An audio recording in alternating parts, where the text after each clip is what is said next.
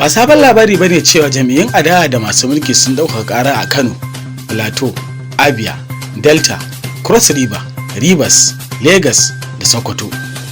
Sauran jihohi kuma sun haɗa da Nasarawa, Benue, Akwa Ibom, Taraba da kuma Bauchi. Bugu da ƙari, akwai jihohi fiye da 10 da yanzu ake shari'a da gwamnoninsu a kotun koli, wanda alƙalai ba su kai ga yanke hukunci ba. Kuma yanzu haka a kotun koli ne za a san wane ne zai mulki jihohin Bauchi, Lagos, Kano, Plateau, Nasarawa, Sokoto da Benue a matsayin gwamna.